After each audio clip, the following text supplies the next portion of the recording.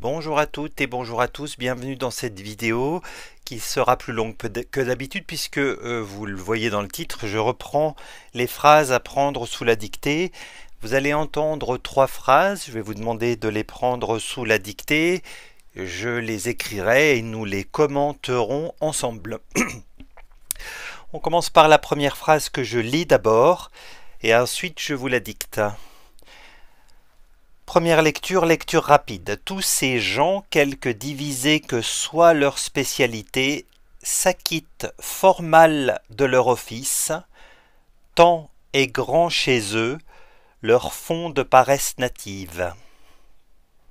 Donc la première phrase est la plus longue et la plus complexe, les deux suivantes seront plus courtes et peut-être un peu plus simples. C'est parti, première phrase à vous décrire. Tous ces gens, virgule, quelque divisés que soit leur spécialité, tous ces gens, virgule, quelque divisés que soit leur spécialité,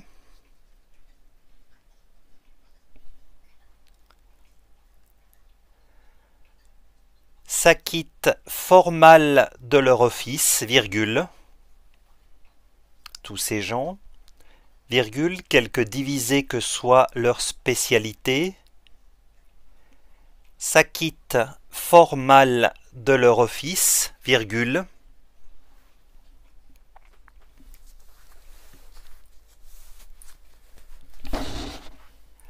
tant est grand chez eux, tant est grand chez eux, leur fond de paresse native. Point. Tant est grand chez eux, leur fond de paresse native.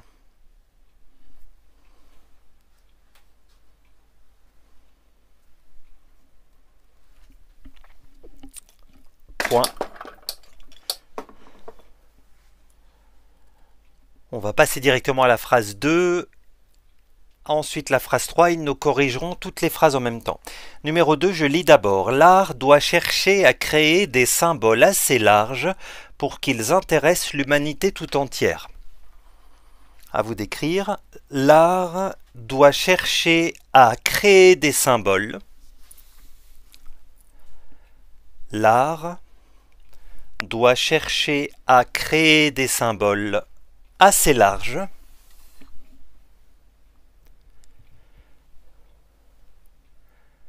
L'art doit chercher à créer des symboles assez larges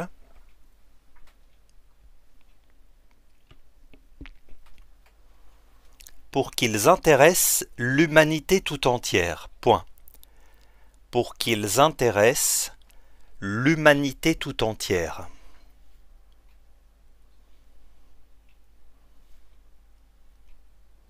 L'art doit chercher à créer des symboles assez larges pour qu'ils intéressent l'humanité tout entière. Point.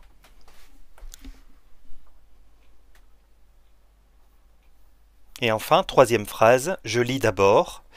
Ce pays peut avoir 6 millions d'hommes sous les drapeaux sans que son économie civile court un réel danger. À vous d'écrire, ce pays peut avoir 6 millions d'hommes. Ce pays peut avoir 6 millions d'hommes sous les drapeaux. Ce pays peut avoir 6 millions d'hommes sous les drapeaux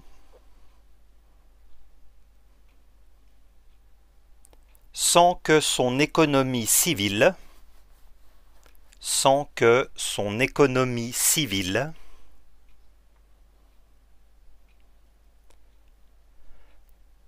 ce pays peut avoir 6 millions d'hommes sous les drapeaux sans que son économie civile court un réel danger. Sans que son économie civile court un réel danger. Point final.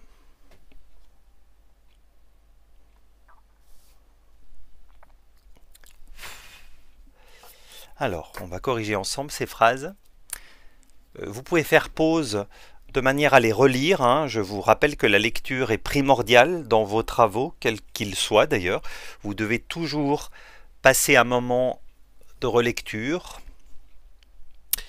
afin de réfléchir. Les pièges, vous commencez à les deviner. Alors c'est parti, première phrase. Tous ces gens, virgule, quelques divisé, quelques divisés, féminin pluriel, que soit leur spécialité,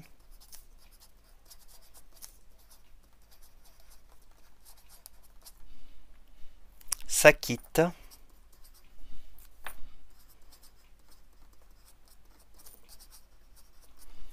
fort mal de leur office,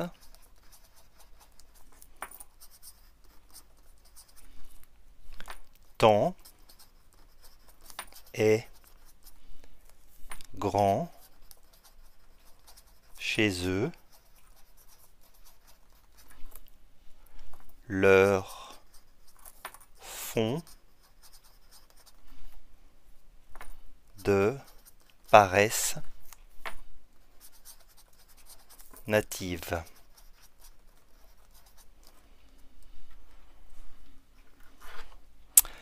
Alors, on va souligner les pièges en vert. Donc le tout devant un pluriel s'écrit avec un S. Il s'agit ici du démonstratif. N'ayant pas eu la mention du possesseur, l'adjectif possessif n'est pas possible. Donc ce serait celui-ci. Donc c'est pas possible. Ensuite, le quelque à côté d'un adjectif est un variable. Donc ça c'était le troisième piège. L'adjectif, justement, parlons-en, il est féminin pluriel parce qu'il s'accorde avec leur spécialité. Attention au verbe. Donc le quelque qui s'écrit en un seul mot et qui exprime la concession est suivi par le subjonctif, donc le voici. Le sujet, c'est leur spécialité au pluriel. Attention, les noms féminins en T s'écrivent sans E, hormis quelques exceptions. Le fond, attention, on ne parle pas ici du fond, la partie basse, on parle du fond, le nom masculin qui s'écrit avec un S au singulier, qui veut dire la quantité de, la quantité d'argent, ou la quantité d'objets d'art, ou la quantité ici de paresse. C'est valable aussi pour la quantité de sentiments. Voilà. Je ne vois pas d'autres pièges.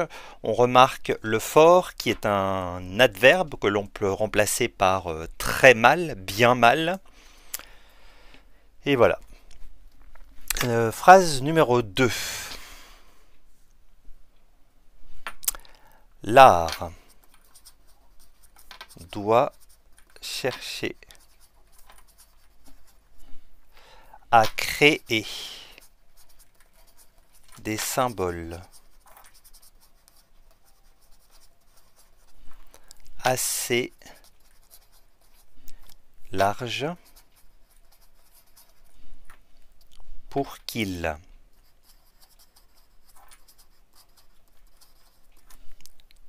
intéressent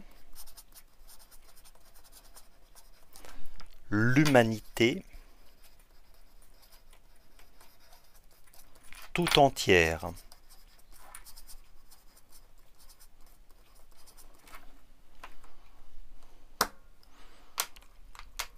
Attention aux accents, ne faites pas comme moi.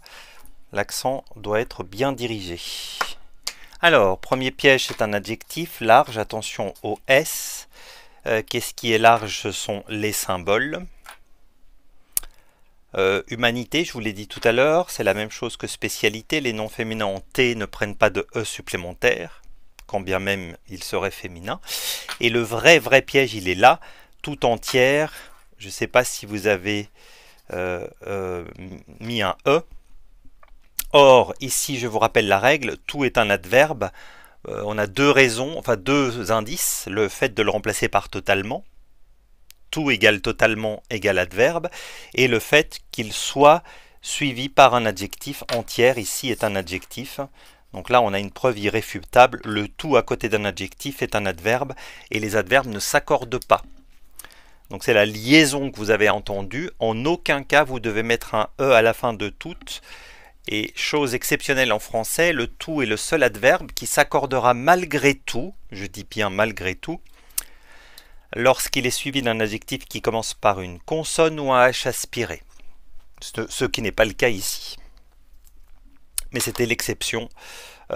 Du tout est un adverbe et s'accorde quand même. Et enfin, numéro 3, ce pays peut avoir 6 millions d'hommes sous les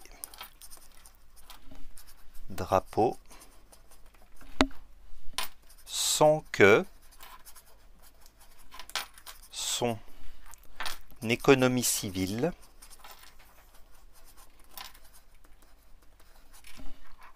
court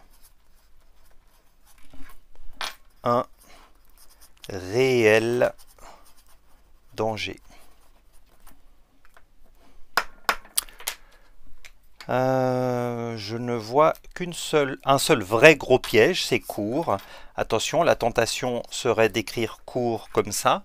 Alors quelle est la différence? Sachant qu'ils sont des homonymes homophones, tous les deux se prononcent pareil, mais ils ne sont pas homographes.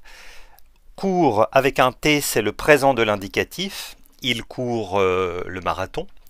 Et court avec un E, c'est le présent du subjonctif. Pourquoi avons-nous mis ici le subjonctif présent? Eh bien parce qu'il y a la locution conjonctive sans que qui demande le subjonctif. Donc là c'était le vrai piège, ne tombez pas dans ce genre de piège, hein, ce serait fortement préjudiciable pour vous. Qu'est-ce qu'il y a d'autre? Peut-être civil avec un E, ne l'oubliez pas.